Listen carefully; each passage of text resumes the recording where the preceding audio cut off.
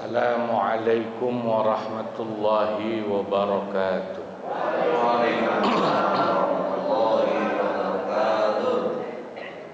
Hadratin Nabiyil Mustafa Sayyidina Muhammadin sallallahu alaihi wasallam Syekhina al-Mukarram wa muallifi hadzal kitab wa syarihihi radhiyallahu anhum. Syai'un lillahi lahumul Fatihah. A'udzu billahi minasyaitonir rajim. Bismillahirrahmanirrahim. Bismillahirrahmanirrahim. Maliki yaumiddin. Iyyaka na'budu wa iyyaka nasta'in.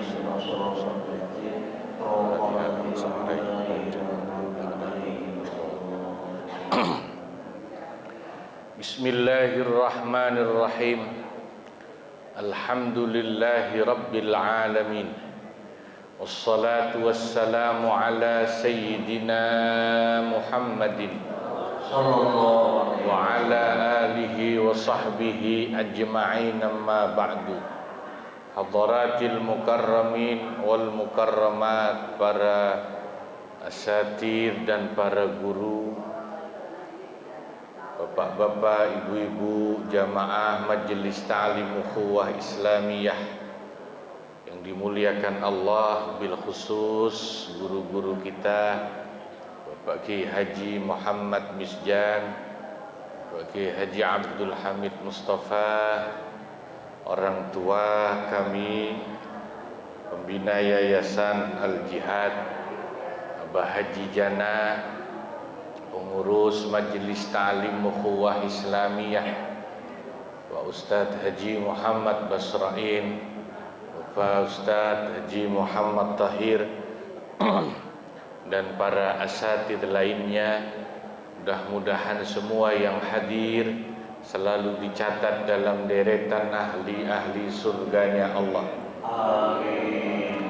Alhamdulillah, pada kesempatan pagi hari yang berbahagia ini kita bisa hadir ngaji giliran di Masjid Jami Al-Jihad meskipun dalam keadaan hujan. Alhamdulillah ya. Mudah-mudahan Allah selalu berikan kita sehat wal afiyah. Amin. Dan panjang umur. Allah tambahkan barokahnya dan istiqamahnya. Pagi hari ini insyaallah kita lanjutkan ngaji kitab Fathul Mu'in halaman 126 ya. Tanbihun. Tanbihun artinya peringatan. Kalau bahasa Jawanya pengeling-eling. Kenapa ada tanbihun dalam kitab fikih Fathul Mu'in ini? Karena tanbihun itu adalah sesuatu yang digunakan untuk mengingatkan akan satu masalah yang penting yang biasanya orang sering lupa. Al-Quran sendiri, Bapak Ibu, juga kadang-kadang menggunakan gaya bahasa mengingatkan atau tanbih itu. Mengingatkan itu tanbih bahasa Arabnya. Biasanya dalam Al-Quran kalau Allah mau mengingatkan tentang sesuatu itu menggunakan huruf ala atau amma atau ha, itu ya. Ala bi dzikrillahi tatma'innul qulub. Ala inna awliya Allahi la khaufun alaihim wa la hum yahzanun. Kalau diawali huruf ala itu artinya ingatlah, gitu. Jadi tanbih, diingatkan ya. Nah, al-ibra'u, pernyataan ibra'. Ibra' itu maknanya pembebasan tanggungan. fima dzukira, dalam hal-hal yang telah disebut di atas,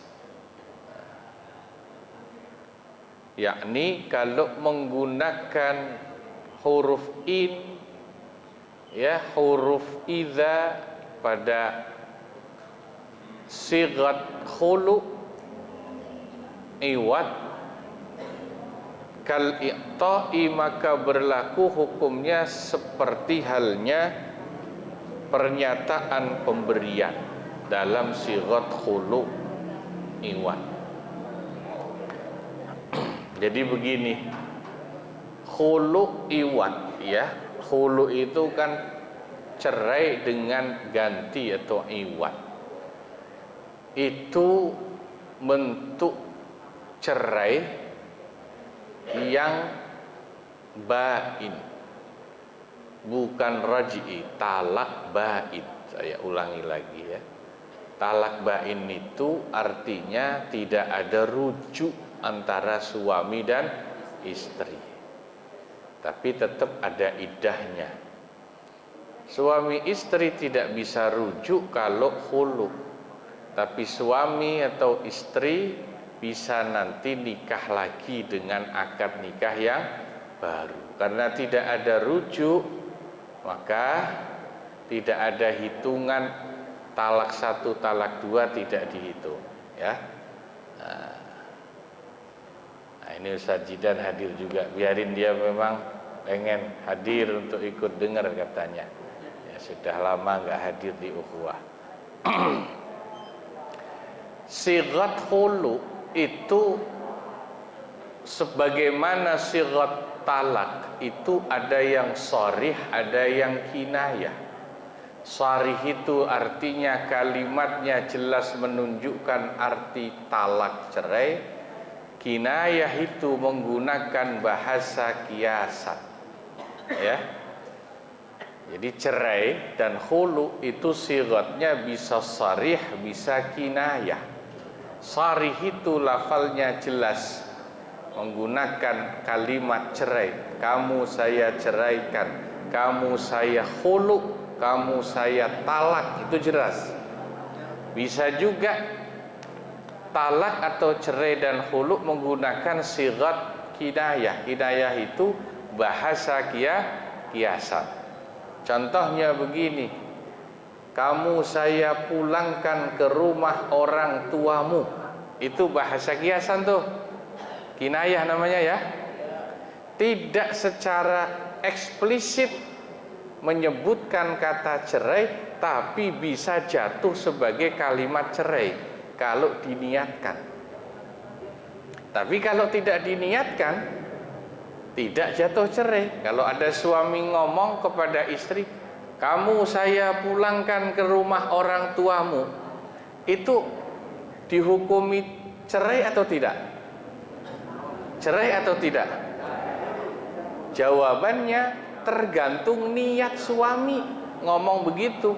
Kalau niatnya itu menceraikan, jatuh talak, itu karena kinayah, bahasa kiasan. Tapi kalau tidak niat menceraikan, cuman nyuruh pulang doang, itu mah yang ujung-ujungnya kamu saya pulangkan ke rumah orang tuamu, suami ngomong begitu nggak niat nyerain istrinya, sebab ternyata di belakangnya ada embel-embelnya. Embel-embelnya apa? Kamu saya pulangkan ke rumah orang tuamu, tolong minta duit sama beras, karena beras di rumah udah habis. Itu bukan cerai, itu emang suaminya aja nggak punya duit, nyuruh istrinya ke rumah mertua minta beras sama duit. Itu yang namanya bahasa kinayah, bahasa kiasan, ya. Khulu juga begitu, Pak, Bu, ya.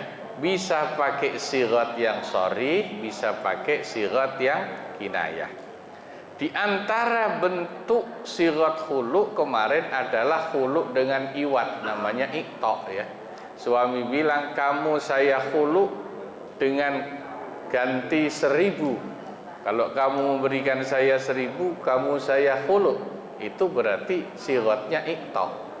Nah, Sigat berikutnya dari khulu adalah yang kita bahas ini, yaitu ibrah namanya. Ibrah itu apa? Ibrah itu suami menjatuhkan khulu kepada istri, bukan minta ganti bahasanya, tapi minta dibebaskan tanggungan si suami kepada istri. Fafi in abro'atni, di situ tulisannya in abro'tini ya. Itu saya cek di I'anatut Talibin, itu salah ini tulisan ini. Yang betul itu in abro'atni, bukan abro'tini ya. Sebab nanti artinya beda. Kalian bawa pulpen boleh diganti harokatnya in abro'atni, itu kalau di I'anatut Talibin. In abro'atni artinya begini, kalau istri saya membebaskan saya dari tanggungan, itu ibro.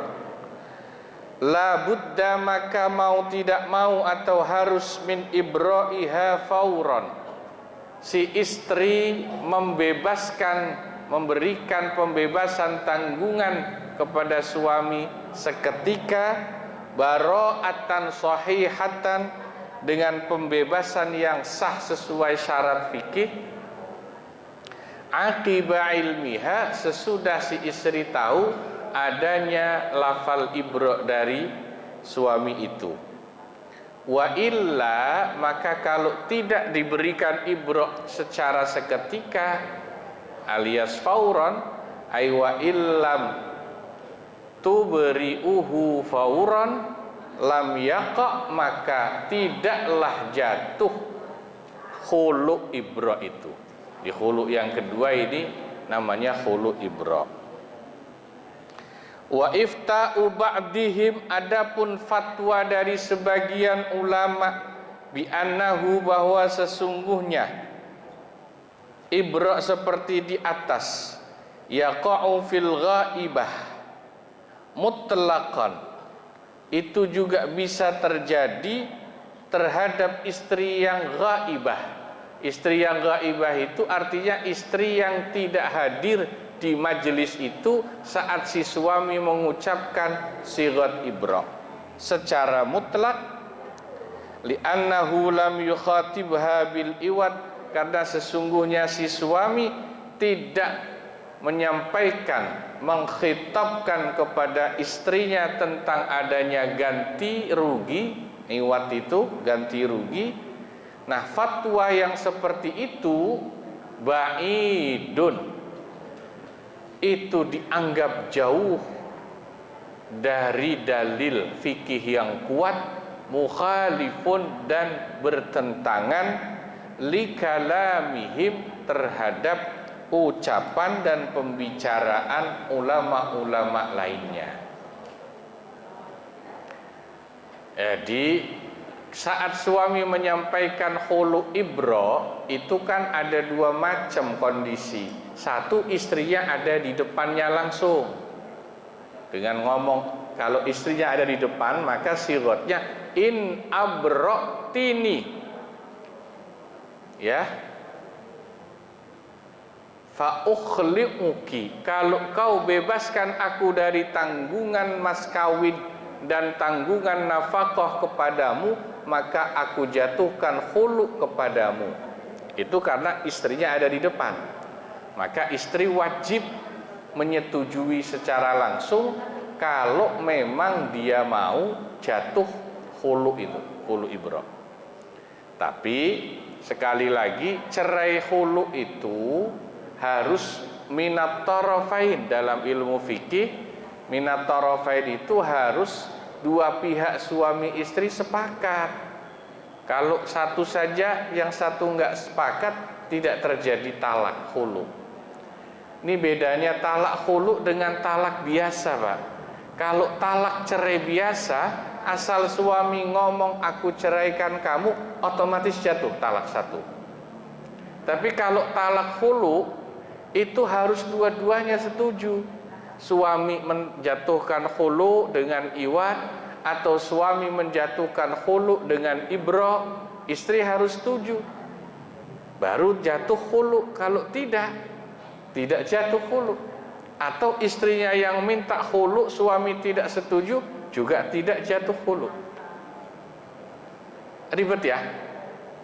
Ya, memang ngaji kalau babnya begini ribet. Ya, ruwet ya.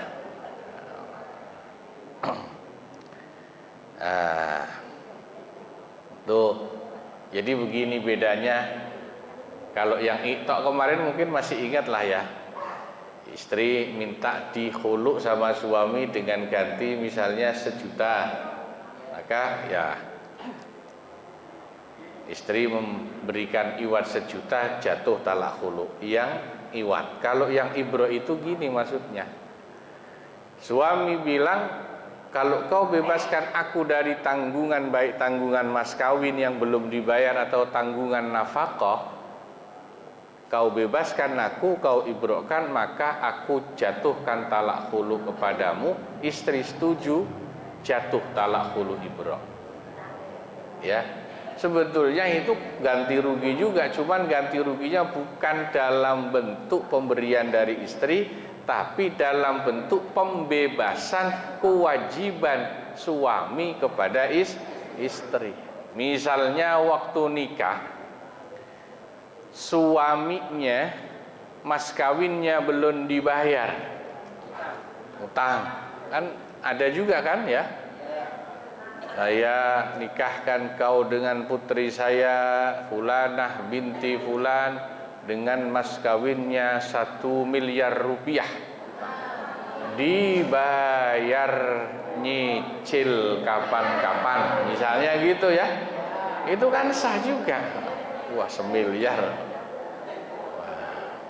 Terus besok-besok suami bilang, karena pengen cerai khulu itu, kalau kau bebaskan aku dari kewajiban membayar mas kawin yang 1 miliar itu semuanya, aku talak khulu kau. Istri setuju, itu juga jatuh talak khulu. Karena hakikatnya ya istri memberi kompensasi, yaitu berupa pembebasan tanggungan kewajiban yang harusnya diberikan oleh suami. Nah, karena bab ngaji ini memang nggak bisa cepat-cepat, maka ngajinya dikit-dikit saja sebetulnya. Nah, sebetulnya saya kalau ada Ki Habibie juga saya nggak perlu ngaji, ini saya mewakili pengurus saja sebetulnya ya.